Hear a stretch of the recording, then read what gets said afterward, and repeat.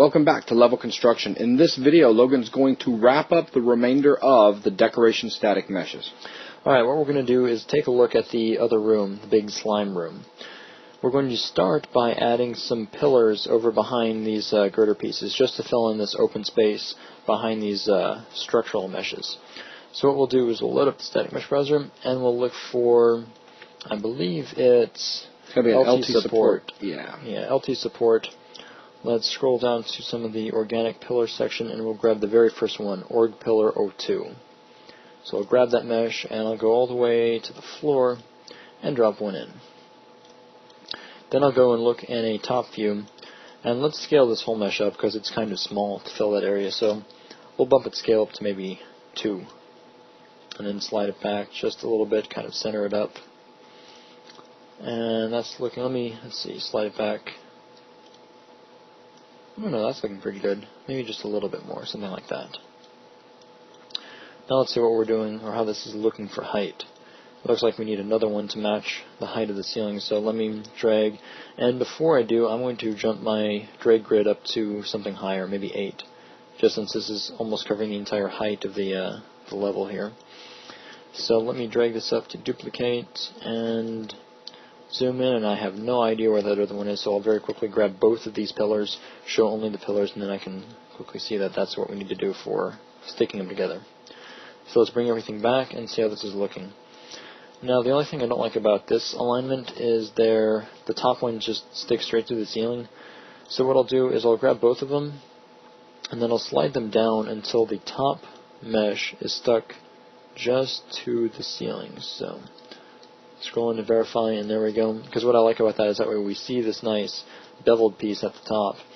Now the bottom of it sticks to the floor, but I'm not as worried about that since this is all going to be covered in slime. So no one's going to be looking at this too closely because they'll be too busy getting killed by the slime. But I think that's looking good for one pillar. So with both of those still selected, let me start duplicating them off to the sides. So we've got another kind of open space over in this corner, and then one more space on the other side. So we'll fill all of those in with this pillar mesh. Let's slide that over, and I didn't mean to deselect it, so let me just jump in here in perspective real quick, grab both of them, and slide them over. So that's looking pretty good. We can even slide it over just a little bit more to kind of center it up on the two rooms there, since it kind of falls right in between those two rooms where that one glass wall is. So that looks kind of nice.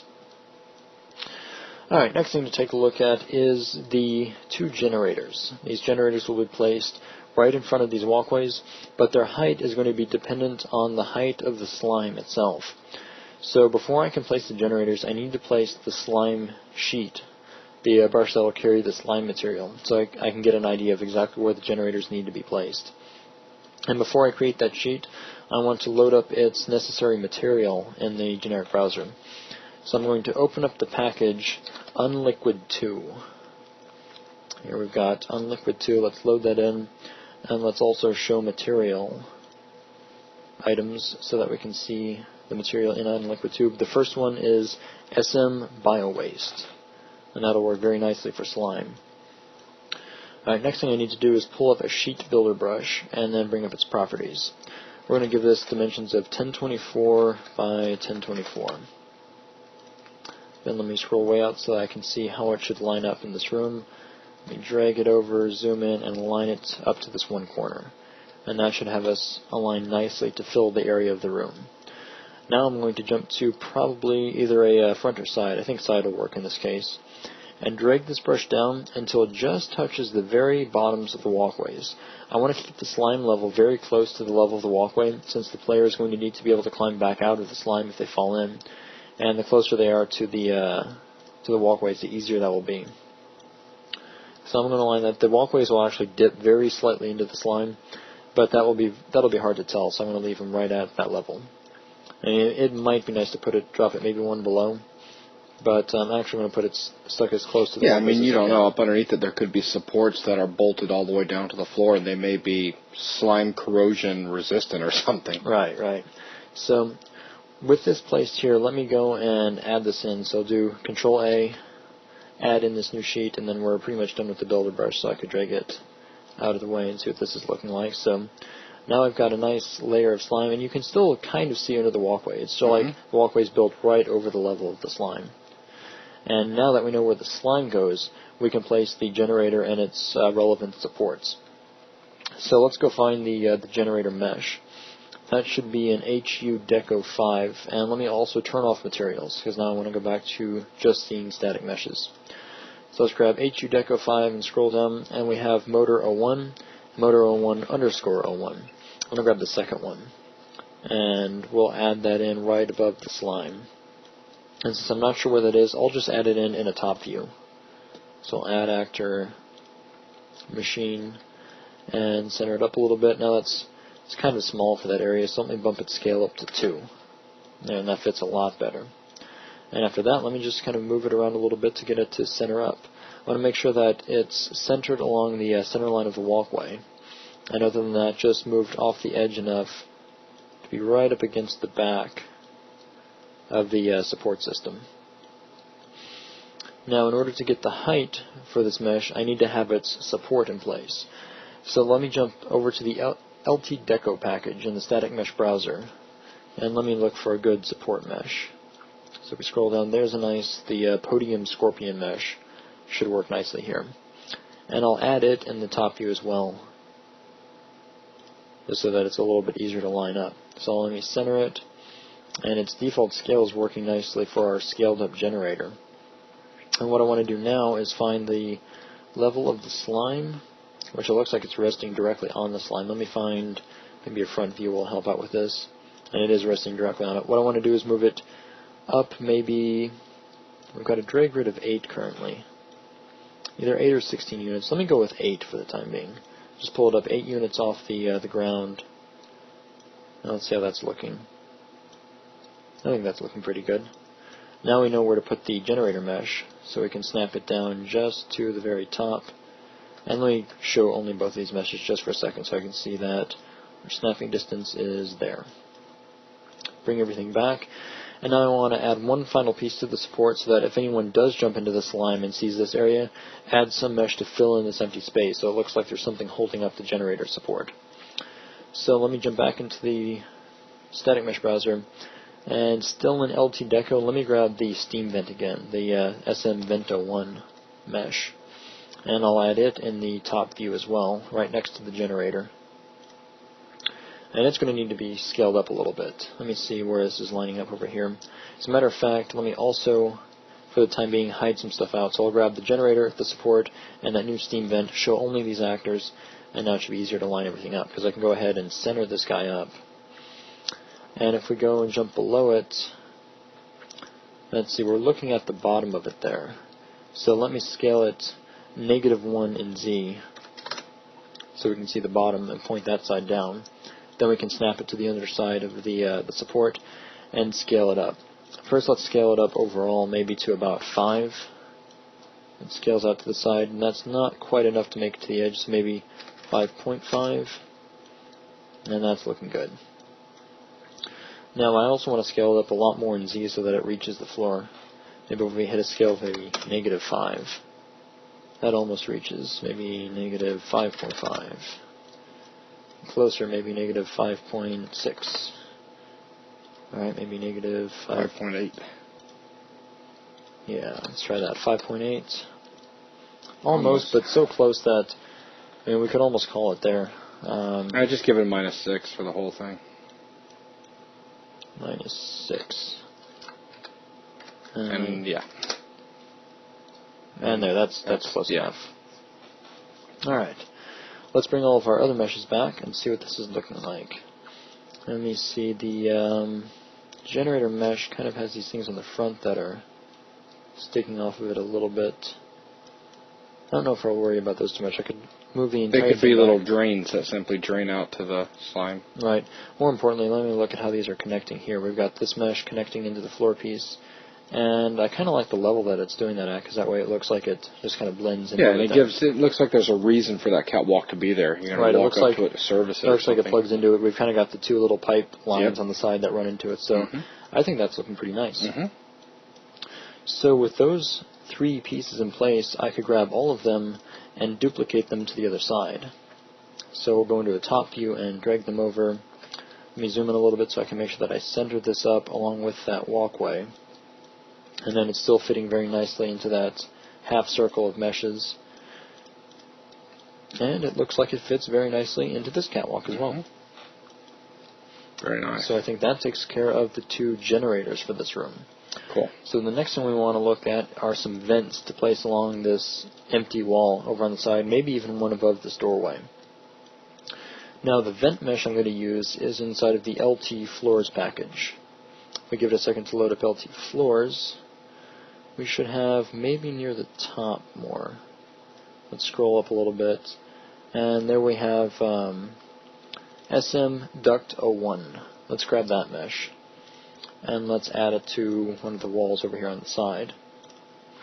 And it's aligned so that it would point into the floor, so I'm going to need to rotate that just a little bit to get it moved around. Let's see, the vents kind of point down off in this direction, so I'm going to rotate it 90 degrees to get it lined up, and then 90 degrees again so that it plugs into the wall. So I'll rotate it around something like that. And then looking at it, it's already aligned on the wall pretty nice, but we don't see any of the fins of the grating. That's because they're all being kind of hidden into the wall. So in order to make this mesh really look nice, I'll need to add in, I'll need to cut out of this wall a little bit. But before I get into editing any of the BSP, let me place the vent meshes themselves and get a general idea of where I want them to be located. I want one along that wall, or one along that side, one along the right side, and I want to center them up somewhat, so let me do a little bit of measuring. Let me see, if we drag from this side, we have a major grid line at about 256, so let's try to line up to that.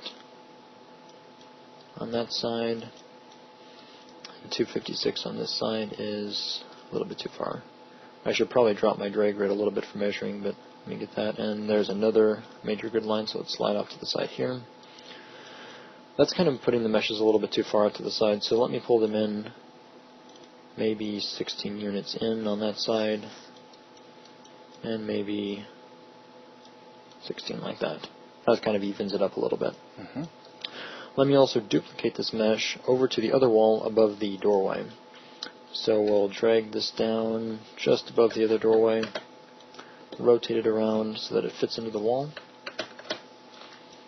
and make sure it centers up on the door, and move it forward so that the edges hit the wall where they're supposed to. Now let's see, let's actually, maybe we'll not center it up on the door, we'll center it up on the open space above the door. Now another interesting thing is the fact that it looks like this one will have to be scaled down just a little bit in order to fit. As a matter of fact, I kind of want to take it down maybe to, it looks like I want to take it down about 32 units off the top and bottom, but I'll need to measure if I'm going to find what 32 units should be represented as in scale. So let me hide everything except the mesh and measure, and we get a height of about 272. So let's see what kind of scale we would need. If we took 272 and take away 32 units, would give us 240. So how do we turn 272 into 240? Well, we could divide 240 by 272, giving us a scale of 0.88 and a lot of numbers. So let's plug that into draw scale in Z. And Z is the wrong way. Oh, if you remember, this mesh was supposed to be pointing out at the floor, so we scaled it in on the wrong side. Let's set that back to 1. And let's take a quick peek at its local rotation axis, and we can see there that it's actually Y that we would need to adjust if we want to adjust its height. So we'll plug that number into Y, bring all of our meshes back, move the mesh up just a little bit, and there it centers nicely into the wall, out of the way of the door. Very nice. Alright, now let's take a look at editing the BSP a little bit so we can cut out this area that's hiding all of the fins for the mesh. So let me grab a cube builder brush, and let's scale it in. Let's actually bring up its properties. Let's take its Y down to 32. So we have a brush of 256 by 32 by 256. And then center that up on this one mesh here. And let me grab the builder brush instead of the mesh. So we'll deselect everything and control drag. Pull that in a little bit on that side. It looks like it needs to be wider. But in order to fit the shape, I know I'm going to need to edit the vertices a little bit. So I'll worry about that here in a minute in geometry mode. For now, I just want to get the general shape correct. So let's grab something like that, maybe. And, you know, thinking about it, I'd rather edit one of these meshes first, because if you remember, we had scaled this one a little bit, so it'll be hard to match up. Let me actually bring the cube builder back up. I'm going to scale on, let me do 32 in X and 256 in Y. And let's slide over to here. We know we're not going to worry about exact spacing just yet. And let's subtract that out of the wall. And looking at it, before I do that, I had no material selected when I did that subtraction. Let me actually delete that brush out and rebuild. The reason being is that I would rather have the this concrete material selected beforehand. So an easy way to select it would be to grab any face that has the material applied, sync it in the generic browser. That will have that material selected. Then we can go back in and create the brush with the correct material selected. So let's subtract that out. If we look at the sides now, we can see that we have the concrete texture instead. We also have an interesting problem, though, is that we've just punched a hole out into space, which would be a lovely Hall of Mirrors effect if we were to play right now. But we know that there's going to be some editing in size in general, so let's jump in here. Let's first fix the problem of this going too far out into space. I'll do that by dropping my drag grid down to 4, going into geometry mode, and grabbing the outer 2 vertices and dragging them in just 4 units, just off the edge. And that way, if we build geometry now we can't see out into space anymore. And the idea is that these slats should hide and block enough of the lighting that these faces should appear nice and dark, so we can't see up into the grating at all. We do have a few things left to address, though, and that is the shape of this square brush is not matching our beveled edges of the grating very well. So we have these bad-looking triangles on the sides. It's also not fitting out to the extents. So let me do a little bit of vertex manipulation to get this brush to fit a little bit better. First, we'll slide the side vertices out so that they match. Then I'll go into a front view, which isn't going to be very useful at the moment. So let me grab the brush and the static mesh, show only those things, and then it'll be a lot easier to line everything up. So now I can see that, for starters, we need to move the entire thing down somewhat. And now to correct the problem where we have these triangles on the side, you know, looking at it, it almost looks like these slats are represented by that square edge inside the mesh. So it's really like we could take the vertices all the way back to there on both sides,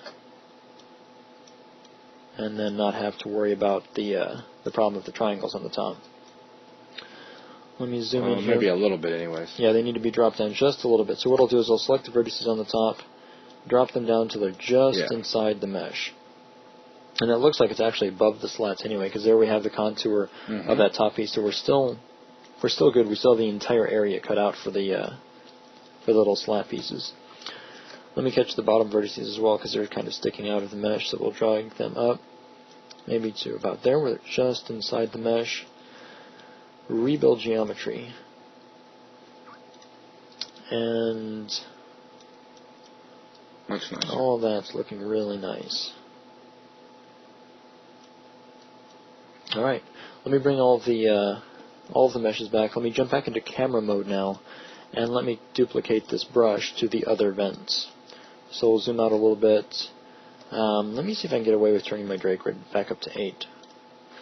And then we'll duplicate and drag over here. And we can right there. Align very nicely to the slats on that side.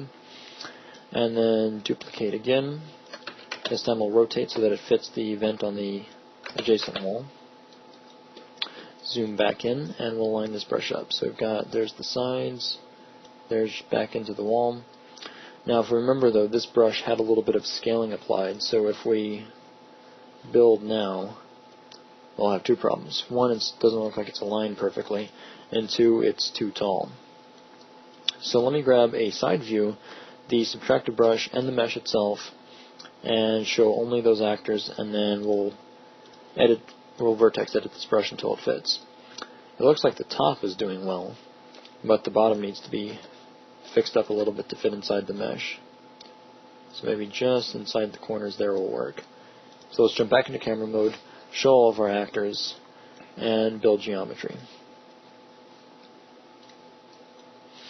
So there we've got all of those looking nice, looking good.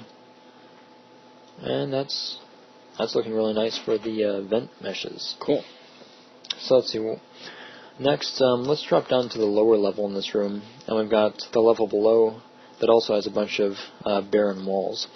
So let me find a nice wall panel piece to cover those. Let me jump into the LT Walls package inside of the Static Mesh browser. And let me turn off all resource types and select just Static Meshes. So here in LT Walls, we should have a Tech Panel 01. I think that will work nicely. Actually, let me grab Tech Panel 01 small. So let me grab this mesh and let's apply it to this first open area of the wall. It looks like it'll need to be rotated a little bit, so let's slide that around until it snaps nicely onto the wall. Maybe move it down a little bit and probably scale it out a little. Let's see, looking at this, I'll jump into local for just a minute to make sure I get the right scale. So it looks like we need to scale up in X. So I grab the scale, draw scale in X, maybe 1.5, maybe even more, 1.8. Slide that into the side. Maybe back a little right there. And maybe we could even scale up in Z a little bit, maybe 1.2. That's a little bit much, 1.1 maybe. Slide down just a little bit. I don't know, maybe some, yeah, that looks pretty nice. So let's duplicate that down to the other side. And we'll drag to here. I'll line it up in the perspective view so that it looks centered pretty much. And let me duplicate one more to put on this wall. So I'll switch to rotation and drag out, rotate to duplicate the mesh. And then slide it over to the wall. You zoom in, make sure that this snaps nicely. There we go. And we need to take our scale down a little bit, maybe down to 1.5. Maybe even lower than that. Well, no, I don't know. 1.5 is nice. Looking good. And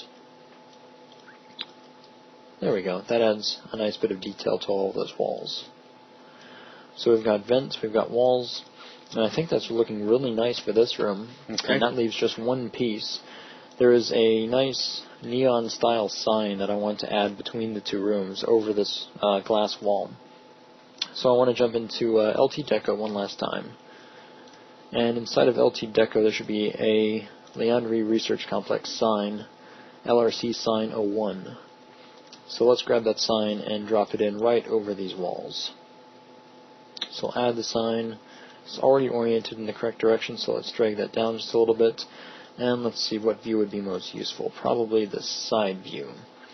And in order to get it centered up, let me grab just the frames and the sign itself. Show only those actors, so we get a nice clean view to center this up in. So maybe slide it down just a little bit. Maybe something like that would look nice. And let me also jump to a top view and slide this in so it's just almost at the center. Maybe a little bit off center would be alright, because I want to duplicate it around to the other side. Let me actually bring the glass meshes in as well. So we have the sign, and I have to go to the other side to select the glass meshes. So the glass, the two door frames, and the sign. We'll select all of those and show those actors. So now I get an idea of what it would look like if I duplicated it around to the other side. Because it's almost looking like I need to drop to a grid size of 4 to get it centered up. So let me turn my drag grid down to 4, snap it to the center, and then duplicate it by rotating 90 degrees and moving it over to the other side. And that's still a little bit too close. Let me move it out. There is centered, so that's looking nice. And let me bring all of the meshes back, deselect everything, and there we have a nice sign placed on the walls dividing the level. Very nice.